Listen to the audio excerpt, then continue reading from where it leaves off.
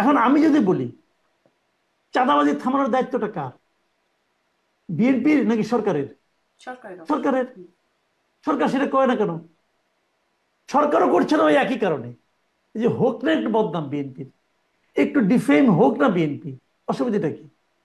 তো এইগুলো দেখে মাঝে মাঝে মনে হয় তাহলে কি এই সরকার একটা বিরাজনীতিকরণের মানে প্রচেষ্টা করছে?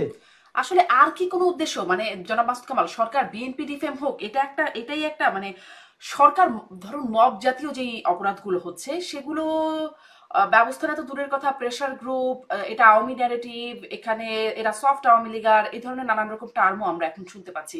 মানে এটার সরকারের এই অবস্থানের কারণ কি? মাঝখানে কিন্তু আমরা যেমন হয়তো ফেব্রুয়ারির দিকে মাহফুজ আলমকে শুনেছিলাম এখন থেকে শক্ত হাতে দমন করা হবে, মব যে দলেরই হোক, আর মবকে সহ্য করা হবে না। তারপরে খানিকটা কমেও ছিল বলে মনে হয়, তারপর আবার এই অবস্থা।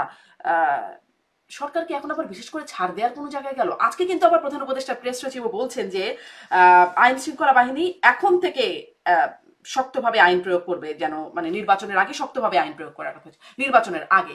আহ, কি মনে হচ্ছে সরকারের আসলে অ্যাপ্রোচটা কি? এখন থেকে তো গতকাল থেকে ছিলেন না, নয় কেন? হ্যাঁ।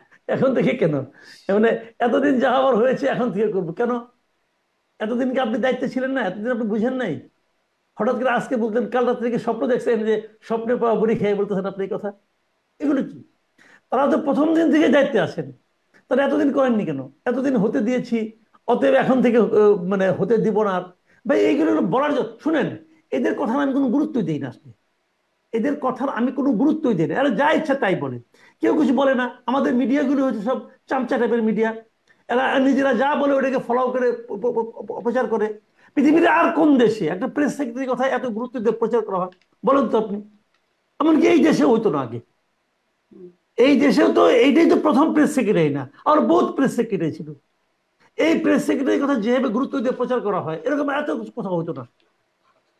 উনি এখানে যাচ্ছেন ওখানে যাচ্ছেন, কি বলতেছেন না বলতেছেন, মপকে বলেন এটা নাকি প্রেশার গ্রুপ। উনি তো বলছেন এই কথা, বলেন নাই? মা বলে প্রেশার গ্রুপ। চিটাগাং ইউনিভার্সিটির কথাটা আমি বলি, যেহেতু আমার সঙ্গে একজন শিক্ষক আছেন, উনি এটার মর্মটা আরো আমার চেয়ে ভালো বুঝবেন। কেমন লাগে ওনার, ওনাকে যে এই যে ওনার ছাত্ররা বলে, স্যার আপনি আপনার যোগ্যতায় এখানে বসেন নাই, আমি আপনাকে প্রভোস্ট বানিয়েছি, হুম। আমরা আপনাকে প্রভোস্ট বানিয়েছি, হুম। আমরা যা বলবো তা আপনাকে শুনতে হবে। ওনার শিক্ষক জীবনে এর চেয়ে বড় অপমান অপদস্থ হওয়ার আর কি থাকতে পারে? উনি প্রভোস্ট হয়েছেন, উনি ওনার যোগ্যতা হন নাই, ও বসাইছে আপনাকে না। এটা যখন বলে, এটা কি প্রেশার নাকি মব? এটা কি? আমাকে ওই দিন একজন দেখলাম ডেপুটি প্রেস সেক্রেটারি আমার সঙ্গে বসে বলতেছে, আমাকে বোঝাচ্ছে যে যার ব্যাপারে চট্টগ্রাম বিশ্ববিদ্যালয় হয়েছে, যার প্রমোশনের ব্যাপারে অথবা যার নিয়োগের ব্যাপারে, তার অতীত আপনি ঘাটে দেখেন অমুক তমুক। আরে ভাই, তার অতীত ঘাটলে পরে ঘাটেন, আমার তো কোনো আপত্তি নাই। সেটা আপনি এইটা ভিসিকে এই ভাষায় বলে আপনি বলতে পারেন। ধরলাম তার অতীত খুব খারাপ, তাই বলে কি ভিসিকে এই কথা বলাটা বোঝাতে পায়?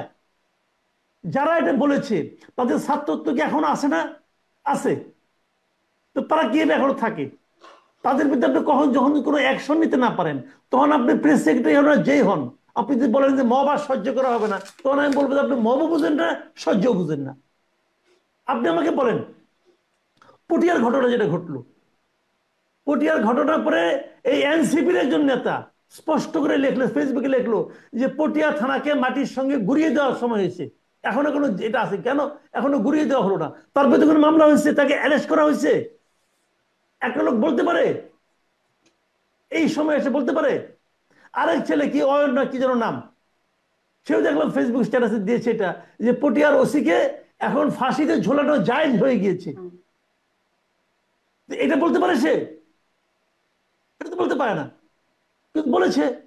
আবার এদিকে দেখলাম কোন এক লোক ফেসবুকে এই তাসনিম জারা নাকি একজন আসাদের লিডার, তার সম্বন্ধে কি লিখছে, তার চাকরি চলে গেছে। তাহলে কি হলো ভাই?